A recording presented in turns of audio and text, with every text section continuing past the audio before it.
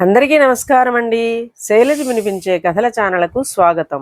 ఈరోజు మనం ఎన్ శివనాగేశ్వరరావు గారు రచించిన చిల్లర నాణేలు అనే కథను విందాం. ఈ కథ ఆగస్టు 2012 చందమామలో ప్రచురింపబడింది. లలితపురం గ్రామంలో లక్ష్మమ్మ, నారాయణ అనే దంపతులు ఉండేవారు. 10గురికి సహాయపడుతూ జీవనం సాగించేవారు. వారికి శివుడు ఒక్కగానొక్క కొడుకు. శివుడికి 10 ఏళ్ల ప్రాయంలో తండ్రి నారాయణ గుండెపోటుతో మరణించాడు. అప్పటి నుంచి లక్ష్మమ్మే ఆ ఇంట ఈ ఇంట పాచిపని చేస్తూ కొడుకును కష్టం మీద పోషించేది. కొన్నేళ్లు గడిచాక లక్ష్మమ్మకు పక్షవాతం వచ్చింది. తల్లిని పోషించడానికి శివుడు చదువు మానేసి కూలి పనులు చేయసాగాడు.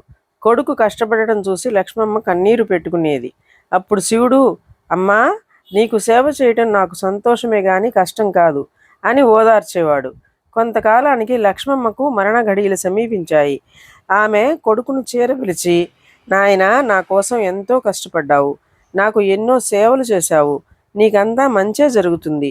నీకు నేను ఇవ్వగలిగింది చిల్లర నాణేలే, ఇవి నీకు మంచి చేస్తాయి అంటూ కొడుకు చేతిలో ఒక చిల్లు కాణి, అర్ధణ, అణ, బేడ నాణేలు పెట్టి కన్ను మూసింది. శివుడు తల్లి ఇచ్చిన చిల్లర నాణేలు భద్రంగా దాచిపెట్టుకుని ఆమెకు అంత్యక్రియలు జరిపాడు. తల్లి మరణానంతరం శివుడు ఆ ఊరిలో ఉండలేక మరో చోటికి బయలుదేరిపోయాడు. శివుడికి ఎటుపోవాలో అర్థం కాలేదు. అంతలో ఒక భిక్షగాడు ఎదురుపడి సాయం అడిగాడు. శివుడు జేబులో చేయి పెడితే చిల్లు కాణి దొరికింది. దాన్ని భిక్షగాడికి దానంగా ఇచ్చాడు. అప్పుడు ఆ భిక్షగాడు, నాయనా, తూర్పు దిక్కుగా వెళ్ళు, నీకు శుభం జరుగుతుంది అని దీవించాడు. శివుడు తూర్పు దిశగా ప్రయాణం సాగించాడు. కొద్ది రోజుల ప్రయాణానంతరం శివుడు ఒక చిట్టడవిని చేరాడు. ఆ అడవిలో దుక్రూరుడు అనే రాక్షసుడు ఉన్నాడు. వాడు నరవాసన తగిలినంతనే హుటాహుటిన వచ్చి శివుడికి ఎదురు నిలిచాడు. తాటి చెట్టు ప్రమాణంలో ఉన్న రాక్షసుడిని చూసిన వెంటనే శివుడికి భయం వేసింది. నీకు అంతా మంచే జరుగుతుంది అన్న తల్లి దీవెన గుర్తుకు వచ్చి ధైర్యం తెచ్చుకున్నాడు. అంతలో దుక్రూరుడు శివుడితో, ఒరే మానవా, చాలా కాలానికి నరమాంసం కంటబడింది. అయితే నాకు అచ్చురాని సంఖ్య ఉంది. నీవు 1 నుంచి 9 వరకు గల ఒక సంఖ్య చెప్పు.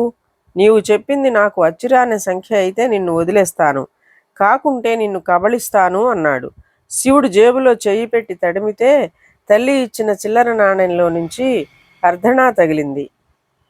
శివుడు సందేహించక 3 అని రాక్షసుడితో చెప్పాడు. అది విన్నంతనే రాక్షసుడు ముఖం చిట్లించి, నాకు అచ్చిరాన్న సంఖ్య అదే, ఆ సంఖ్య చెప్పిన నిన్ను తింటే నాకు తంటానే, తక్షణం నా ముందు నుంచి తప్పుకో అని కసురుకున్నాడు. శివుడు పెను ప్రమాదం నుంచి తప్పించుకున్నందుకు సంతోషిస్తూ త్వరగా ఆ ప్రాంతం వీడి ముందుకు సాగాడు. మరికొద్ది రోజులు అటూ ఇటూ తిరుగుతూ ఒక కోయగూడెం చేరాడు. శివుడిని చూసినంతనే అక్కడి కోయలు అతన్ని బంధించి తమ నాయకుడు శరాబంది వద్దకు తీసుకుపోయారు. శరాబంది శివుడిని చూసినంతనే ఆగ్రహించి, మా గూడెంలో అడుగుపెట్టిన వారిని మేము ప్రాణాలతో వదిలేది లేదు, అయితే మాకు నియమం ఉంది అని శివుడిని అమ్మవారి నిలువెత్తు విగ్రహం ముందుకు తీసుకుపోయాడు. అక్కడ అమ్మవారి పాదాల చెంతన 6 లోటాలున్నాయి. శంబర అది ఆ లోటాలను శివుడికి చూపించి, వాటిల్లో ఒక లోటాలో ద్రాక్షరసం ఉంది, మిగిలిన వాటిల్లో విషం ఉంది, నీవు ఏదో ఒక లోటా తీసుకుని తాగు, అమ్మవారి దయ నీ మీద ఉంటే బతికిపోతావు, లేకుంటే చచ్చిపోతావు అన్నాడు. శివుడు చనిపోయిన తల్లిని మనసులో తలుచుకుని జేబులో చేయి పెట్టి ఒక నాణెం బయటికి తీశాడు. అది అణ. శివుడు వెంటనే అక్కడున్న లోటాల్లో 6వ లోటా తీసుకుని తాగేశాడు. అది ద్రాక్షరసం కావడంతో శివుడు బతికిపోయాడు. శరాబంది శివుడిని మెచ్చుకుని, అదృష్టవంతుడివి, అమ్మవారి దయ నీ మీద ఉంది, నీవు బయలుదేరవచ్చు అన్నాడు. శరాబంది స్వయంగా శివుడిని అడవి వెలుపలికి తీసుకుపోయి, దక్షిణ దిశగా వెళ్తే సువర్ణపురి రాజ్యం వస్తుంది అని చెప్పాడు. శివుడు సువర్ణపురి రాజ్యం చేరేసరికి అక్కడ వేలాది మంది ప్రజలు గుమ్ముగూడి కనిపించారు. శివుడి విషయం ఏమిటని అక్కడ వారిని అడిగాడు. అక్కడి వారు, మా రాజ్యం రాజు సువర్ణధీరుడు ఆకస్మికంగా మరణించాడు, అతడికి వారసులు లేనందున పట్టపుటేనుగు ఎవరి మెడలో మాల వేస్తే వారు రాజు అవుతారు, సమయానికి వచ్చావు, నీ అదృష్టం పరీక్షించుకో అని సలహా ఇచ్చారు. శివుడు జేబులో చేయి పెడితే తల్లి ఇచ్చిన బేడ నాణెం దొరికింది. శివుడు ఆ నాణ్యాన్ని గాలిలోకి ఎగురవేసి అది కింద పడిన చోటికి వెళ్ళి నిలబడ్డాడు. కొంతసేపటికి అటుగా వచ్చిన పట్టపు టేనుగు శివుడి మెడలో పూలమాల వేసింది. సువర్ణపురి ప్రజలు జయ జయ ధ్వానాలు చేస్తూ శివుడిని రాజుగా ఎన్నుకున్నారు. తల్లి ఇచ్చిన చిల్లర నాణేల సహాయంతో సువర్ణపురి సింహాసనం అధిష్ఠించిన శివుడు శివసేన మహారాజుగా జనరంజకమైన పరిపాలన కావించాడు. ఇదండి కథ.